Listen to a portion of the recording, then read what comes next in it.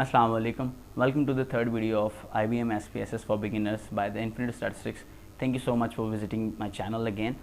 Till now we have learned about a lot of things like how to create variables, how to enter data, how to do the frequency counts, and how to measure the variability and the measure of center tendency.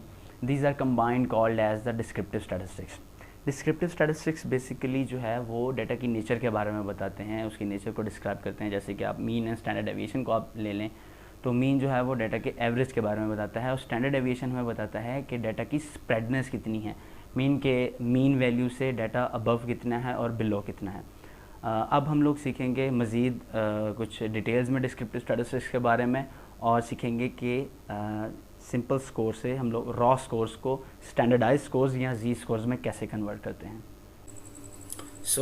ये है हम लोगों के spaces की spreadsheet. I have changed a little bit of the data, तो आप लोग video pause करके इसको कॉपी कर सकते हैं।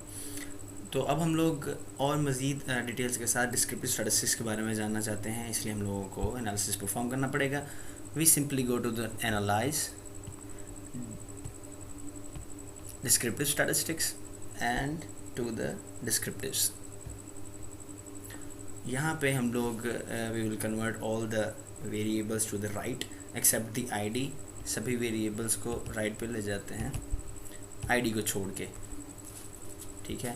और हम लोग अब यहाँ पे क्लिक करेंगे ऑप्शंस को। ऑप्शंस में जाएं और यहाँ पे देख रहे हैं कि हमारे पास बहुत सारे स्टैटिस्टिक्स अवेलेबल हैं, like mean, sum, standard deviation, variance and all. लेकिन फ़िलहाल के लिए हम लोग इसको डिफ़ॉल्ट पे रहने देते हैं, जो कि हमारे पास हैं minimum, maximum, standard deviation and mean. और नीचे हमारे पास वेरिएबल लिस्ट है जो कि डिस्प्ले ऑर्डर को रिप्रेजेंट करती है, एक्चुअली किस ऑर्डर में डिस्प्ले होगा। इसको कंटिन्यू करें और हम लोग अब ओके को क्लिक करते हैं, ठीक है। ये हमारे पास जो है मज़ीद डिस्क्रिप्टिव स्टैटिस्टिक्स आ गई हैं। मैं आपके लिए इसको डिस्क्राइब कर देता हूँ कि जो हमारे पास जेंडर के लिए सबसे नीचे आप देख रहे हैं, नीचे इसलिए है कि हम लोगों ने जिस ऑर्डर से इसको सिलेक्ट किया है नीचे आ गया। जिस भी ऑर्डर से आप लोग इसको सिलेक्ट करेंगे उस ऑर्डर से आपको रिजल्ट्स भी इसके मिलेंगे। तो जेंडर के लिए आप जो देख रहे हैं मिनिमम एंड मैक्सिमम 1 and 2 है। We know that we have put the 1 and 2 values for the value labels of male and female, तो ये 1 and 2 आ रहा है। और मीन और स्टैंडर्ड डेविएशन भी इसके कुछ बहुत ज़्यादा डिस्क्रिप्टिव नहीं है, मीन्स इससे बहुत ज़्यादा कुछ रिप्रेजेंट नहीं कर रहे कि मीन जो है वो रिप्रेजेंट कर रहा है कि 1.58 मीन सिर्फ ये रिप्रेजेंट कर रहा है कि females are a little more in the strength than the male, कि हमारे पास फ़ीमेल जो है मेल से थोड़ा ज़्यादा है। तो जेंडर के लिए डेटा जो है वो यूज़लेस है, लेकिन हमारे पास जो हाइट एंड वेट के लिए डेटा है वो बहुत ही यूज़फुल है। Let's go to it. Minimum and maximum क्या मैंने आपको पहले भी बताया था, अभी बता देता हूँ। मिनिमम मीन्स के जो वेट में मिनिमम हमारे पास वेट है वो 50 kg से लेकर मैक्सिमम 69 kg तक है। इसी तरह इसका जो एवरेज वेट है वो 59 है। स्टैंडर्ड डेविएशन जो है वो 6.83 इस चीज़ को बता रहा है, इस चीज़ के बारे में बता रहा है कि स्टैंडर्ड डेविएशन जो हम लोगों का जो डेटा का स्प्रेडनेस होता है, मीन्स के सिंपली मैं आपको बताऊँ कि हमारा 2/3 ऑफ द डेटा जो है वो 6.83 के इंटरवल में लाई करेगा। मीन के मीन से लेके 6.83 above of the mean and 6.83 below of the mean हमारा 2/3 ऑफ द डेटा जो है वो लाई करेगा। ओके, इसके अलावा there is another way of getting more details about the variable and the descriptive statistics of the variables और plots के लिए भी। तो हम लोग उसके लिए एक और एनालिसिस परफॉर्म करेंगे। सिंपली एनालाइज में जाएं, डिस्क्रिप्टिव स्टैटिस्टिक्स में जाएं और इस दफ़ा एक्सप्लोर पे जाएं। एक्सप्लोर पे जाएंगे तो हम लोग के पास ये विंडो पॉपअप होगी।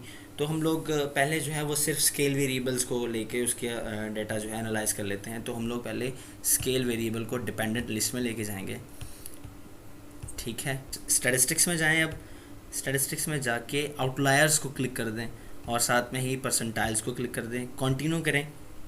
अब आप प्लॉट्स पे जाएं और हिस्टोग्राम को चूज़ कर लें। हिस्टोग्राम को चूज़ करके आप कंटिन्यू पे क्लिक करें और इसको ओके क्लिक कर दें। तो हमारे पास मज़ीद जो है वो डिस्क्रिप्टिव स्टैटिस्टिक्स की बहुत सारा डेटा अवेलेबल आ गया है आउटपुट विंडो में। अब आउटपुट विंडो में हमारे पास जो है हमारे पास समरी है इसकी स्टैटिस्टिक्स की, मीन्स की वेरिएबल समरी है। फिर हमारे पास डिस्क्रिप्टिव्स हैं, फिर हमारे पास परसेंटाइल्स हैं, फिर एक्सट्रीम वैल्यूज़ हैं। उसके अलावा हमारे पास हिस्टोग्राम आ गया है इसके लिए, वेट के लिए। फिर स्टेम एंड लीफ प्लॉट आ गया है। इसके बाद हमारे पास जो है वेट के लिए आ गया है, इसको बोलते हैं बॉक्स प्लॉट। ये जो आपको डबल प्लॉट नज़र आ रहा है इसको बॉक्स प्लॉट बोलते हैं, ये वेट के लिए है। और इसी सीरीज़ से मतलब इसी रिस्पेक्टिव वे से हमारे पास सारे डिटेल्स जो हैं वो हाइट के लिए हैं। मीन सबसे पहले हाइट के लिए हिस्टोग्राम है, फिर स्टेम एंड लीफ प्लॉट है, फिर इसी तरह बॉक्स प्लॉट है।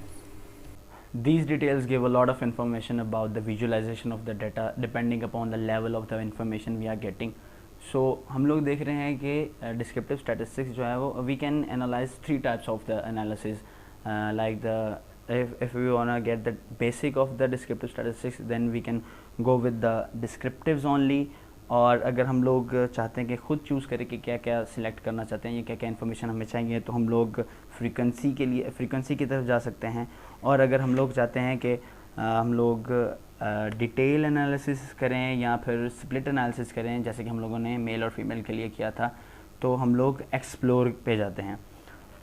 लेकिन हम लोग कुछ मज़ीद अच्छा कर सकते हैं इससे। मींस कि हम लोग अगर जेंडर के लिए मेल और फीमेल के लिए डेटा को स्प्लिट करना चाहते हैं, मींस हम चाहते हैं कि हमारे पास मेल के डिस्क्रिप्टिव स्टैटिस्टिक्स अलग आएँ और फीमेल के डिस्क्रिप्टिव स्टैटिस्टिक्स अलग आएँ और इसी तरह प्लॉट्स भी उनके सेपरेट हों, तो हम लोग बहुत सिंपली कर सकते हैं। इसके लिए हमें एक और एनालिसिस परफॉर्म करना पड़ेगा। तो उसके लिए एनालाइज पे जाएँ, डिस्क्रिप्टिव स्टैटिस्टिक्स पे जाएँ और एक्सप्लोर पे जाएँ। इस दफ़ा आप ऐसे करें कि जेंडर को फैक्टर लिस्ट में लेके जाएँ और फैक्टर लिस्ट में ले जाके सिर्फ ओके क्लिक कर दें। तो अब हमारे पास जो डेटा समरी आई है, डिस्क्रिप्टिव्स आए हैं, वो जेंडर के लिए मीन मेल और फीमेल के लिए सभी के लिए सेपरेट हैं। आप देख रहे हैं कि जो समरी है वो वेट के लिए अलग है, हाइट के लिए अलग है। इसी तरह डिस्क्रिप्टिव्स में मेल के लिए सारे डिस्क्रिप्टिव्स अलग हैं, मीन, स्टैंडर्ड डेविएशन, वेरिएंस, उसके range, minimum, maximum, and the same for the female. Every descriptive statistics is separate. और इसी तरह हाइट के लिए भी मेल और फीमेल की स्टैटिस्टिक्स जो हैं वो सेपरेट हैं। परसेंटाइल में भी आप देख सकते हैं और एक्सट्रीम वैल्यूज़ भी आप देख सकते हैं। फिर इसके अलावा हिस्टोग्राम जो है वो आप देख रहे हैं कि वेट के लिए सेपरेट है और हाइट के लिए सेपरेट है।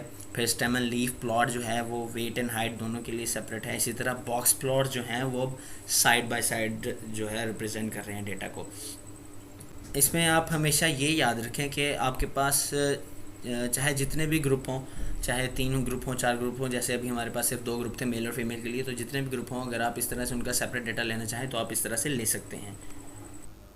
There is a lot more about this variables, और मैं आपको कुछ और डिस्क्रिप्टिव स्टैटिस्टिक्स के बारे में बताता हूँ। और मैं आपको लोगों को बताता हूँ कि जी स्कोर्स मतलब कि रॉ स्कोर्स को हम लोग जी स्कोर या स्टैंडर्डाइज स्कोर्स में कैसे कन्वर्ट करते हैं या डेटा को स्टैंडर्डाइज कैसे करते हैं। तो दोबारा हम लोग आ गए हैं अपने आउटपुट विंडो पे। अब उसके लिए हम लोग एनालाइज पे जाएं और डिस्क्रिप्टिव स्टैटिस्टिक्स पे जाएं और इस दफ़ा जाएं डिस्क्रिप्टिव्स में। Move gender out of the variables, तो जेंडर को हम लोग बाहर निकाल देते हैं इसकी। अब हम लोग सेव स्टैंडर्ड वैल्यूज़ पे क्लिक करेंगे और ओके क्लिक करेंगे। अब हमारे पास जो आउटपुट विंडो है उसमें सभी डिटेल्स और सभी डिस्क्रिप्टिव स्टैटिस्टिक्स जो हैं वो सेम हैं, लेकिन जब हम जाते हैं अपने स्प्रेडशीट पे तो हमारे पास अब 2 न्यू वेरिएबल क्रिएट हो चुके हैं। One is called as the G weight and the other is called as the G height. G weight and G height are actually the standardized scores of the height and weight जो हम लोगों ने analysis के ज़रिए very simply उसको generate किया है। जी score या स्टैंडर्डाइज स्कोर इस चीज़ को डिस्क्राइब करता है कि ये वाला स्कोर कितने स्टैंडर्ड डेविएशन यूनिट मीन से अबव या बिलो है, सिंपली मीन से कितना दूर है। अगर हम लोगों के पास जी स्कोर नेगेटिव आ जाता है तो इसका मतलब ये है कि ये वाला रॉ स्कोर जो है वो बिलो द एवरेज है, मीन्स के मीन से नीचे है। और अगर हम लोगों के पास पॉजिटिव जी स्कोर आ जाता है तो इसका मतलब ये है कि ये वाला रॉ स्कोर जो है वो एवरेज से ऊपर है, means this is above the average.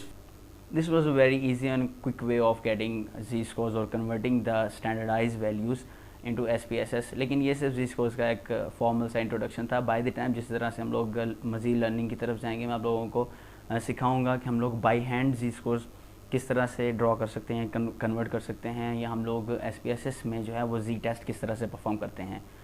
अभी तक के लिए सिर्फ इतना ही। हम लोग नेक्स्ट वीडियो में सीखेंगे how to analyze the correlation or how to analyze the relationship between the two variables. Till that, take care of yourself.